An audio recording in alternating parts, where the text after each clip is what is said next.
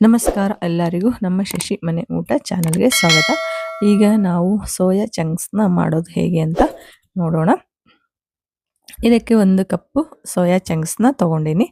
ಅವನ್ನ ನೀರಲ್ಲಿ ನೆನೆ ಹಾಕಬೇಕು. ಅವು ಮುಳುಗೋವರೆಗೂ ನೀರು ಹಾಕಬೇಕು. ಅವು ನೀರೆಲ್ಲ ಹೀರಿಕೊಂಡು ಚೆನ್ನಾಗಿ ಉಬ್ಬಿ ತುಂಬ ಸಾಫ್ಟಾಗಿ ಆಗ್ತಾವ. ಇದನ್ನು 10 ನಿಮಿಷ ನೆನೆಯಕ್ಕೆ ಬಿಡಬೇಕು. ಆಮೇಲೆ ಒಂದು ಕಡಾಯಿಗೆ 2 ರಿಂದ 3 ಸ್ಪೂನ್ ಎಣ್ಣೆ ಹಾಕಬೇಕು. ಎಣ್ಣೆ ಕಾದ್ಮೇಲೆ ಜೀರಿಗೆ ಸಾಸಿವೆನ ಹಾಕಬೇಕು. ಯಾರೆಲ್ಲ ಇನ್ನೂ ನಮ್ಮ ಚಾನಲ್ಗೆ ಸಬ್ಸ್ಕ್ರೈಬ್ ಮಾಡಿಲ್ವೋ ಸಬ್ಸ್ಕ್ರೈಬ್ ಮಾಡಿ, ಬೆಲ್ ಐಕಾನ್ ಆನ್ ಮಾಡಿ, ನಮ್ಮ ಎಲ್ಲ ವಿಡಿಯೋಗಳು ನಿಮಗೆ ತಲುಪುತ್ತವೆ. ಆಮೇಲೆ ಇದಕ್ಕೆ ಹಸಿಮೆಣಸಿನಕಾಯಿನ ಈ ಥರ ಉದ್ದುದ್ದಾಗಿ ಕಟ್ ಮಾಡ್ಕೊಂಡೀನಿ. 2 ರಿಂದ 3 ಮೆಣಸಿನಕಾಯಿನ ಕಟ್ ಮಾಡ್ಕೊಂಡೀನಿ, ಅವನ್ನ ಹಾಕಬೇಕು. ಆಮೇಲೆ 2 ಉಳ್ಳಾಗಡ್ಡಿನ ಕಟ್ ಮಾಡ್ಕೊಂಡಿರೋದು ಹಾಕಬೇಕು. ಆಮೇಲೆ ಸ್ವಲ್ಪ ಕರಿಬೇವನ್ನ ಹಾಕಬೇಕು, ತೊಳೆದಿರೋ ಕರಿಬೇವನ್ನ ಹಾಕಬೇಕು. ಆಮೇಲೆ ಎಲ್ಲಾನು ಚೆನ್ನಾಗಿ ಫ್ರೈ ಮಾಡಬೇಕು. ಉಳ್ಳಾಗಡ್ಡಿ ಕೆಂಪಗಾಗೋ ತನಕ ಫ್ರೈ ಮಾಡಬೇಕು. ಸೋಯಾ ಚಂಕ್ಸ್ ತುಂಬಾನೇ ಒಳ್ಳೆಯದು. ಇದಕ್ಕೆ ಈಗ 1/2 ಸ್ಪೂನ್ ಉಪ್ಪು ಹಾಕ್ತಾ ಇದ್ದೀನಿ. ಆಮೇಲೆ ಉಪ್ಪು ಹಾಕಿದರೆ ಉಳ್ಳಾಗಡ್ಡಿ ಬೇಗನೆ ಕೆಂಪಗಾಗ್ತಾವ. ಹಾಗಾಗಿ ಉಪ್ಪನ್ನು ಹಾಕಿ ಸ್ವಲ್ಪ ಫ್ರೈ ಮಾಡಬೇಕು. 1/2 ಸ್ಪೂನ್ ಖಾರ ಪುಡಿನ ಹಾಕ್ತಾ ಇದ್ದೀನಿ. ಈ ಹಸಿಮೆಣಸಿನ್ಕಾಯಿ ಹಾಕಿರೋದ್ರಿಂದ ಸ್ವಲ್ಪನೇ ಹಾಕಬೇಕು.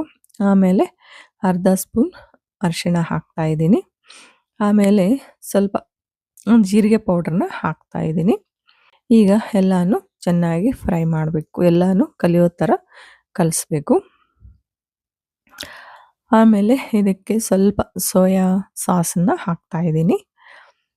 ಒಂದು 1/2 ಸ್ಪೂನ್ ಸೋಯಾ ಸಾಸ್ ಹಾಕ್ತಾ ಇದ್ದೀನಿ. ಇದು ಸೋಯಾ ಚಂಕ್ಸ್ನಲ್ಲಿ ತುಂಬಾನೇ ಪೌಷ್ಟಿಕಾಂಶಗಳಿವೆ. ಐರನ್ ಇದೆ, ಕ್ಯಾಲ್ಸಿಯಂ ಇದೆ, ಮ್ಯಾಗ್ನೀಷಿಯಂನಂತಹ ತುಂಬ ಉಪಯೋಗಕರವಾದ ಆಹಾರ ಇದು. ಇದನ್ನ ತಿನ್ನೋದ್ರಿಂದ ತುಂಬಾನೇ ಒಳ್ಳೆಯದು. ಆಮೇಲೆ ಇದಕ್ಕೆ 1 ಸ್ಪೂನ್ ಟೊಮೆಟೊ ಕೆಚಪ್ನ ಹಾಕ್ತಾ ಇದ್ದೀನಿ. ಸೋಯಾ ಸಾಸು ಮತ್ತು ಟೊಮೆಟೊ ಕೆಚಪ್ ಹಾಕೋದ್ರಿಂದ ತುಂಬಾನೇ ಟೇಸ್ಟಿಯಾಗಿ ಇರುತ್ತೆ ಸೋಯಾ ಚಂಕ್ಸ್. ಆಮೇಲೆ ಇವು ಎಲ್ಲ ನೆಂದ ಮೇಲೆ ಈ ಥರ ಎಲ್ಲಾನು ನೀರು ಹಿಂಡಿ ಇದಕ್ಕೆ ಹಾಕಬೇಕು. ಈ ಥರ ಮಾಡೋದ್ರಿಂದ ಸೋಯಾ ಚಂಕ್ಸ್ ತುಂಬಾನೇ ಟೇಸ್ಟಿಯಾಗಿ ಇರ್ತಾವೆ.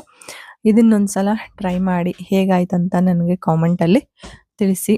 ಈಗ ಲಾಸ್ಟಲ್ಲಿ ಕೊತ್ತಂಬರಿನ ಹಾಕಬೇಕು, ತೊಳೆದು ಕಟ್ ಮಾಡಿರೋದು.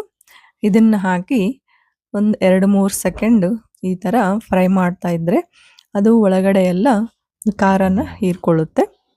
ಈ ಥರ 1 ನಿಮಿಷ ಮುಚ್ಚಿಟ್ರೆ ಆಯಿತು. ಸೋಯಾ ಚಂಕ್ಸ್ ಈಗ ರೆಡಿ ಆಯಿತು. ಈ ವಿಡಿಯೋ ನಿಮಗೆ ಇಷ್ಟವಾಯಿತು ಅಂತ ಅಂದ್ಕೊತೀನಿ. ಈ ವಿಡಿಯೋಗೆ ಲೈಕ್ ಮಾಡಿ, ಶೇರ್ ಮಾಡಿ ಮತ್ತು ಸಬ್ಸ್ಕ್ರೈಬ್ ಮಾಡೋದನ್ನು ಮರಿಬೇಡಿ. ಧನ್ಯವಾದಗಳು.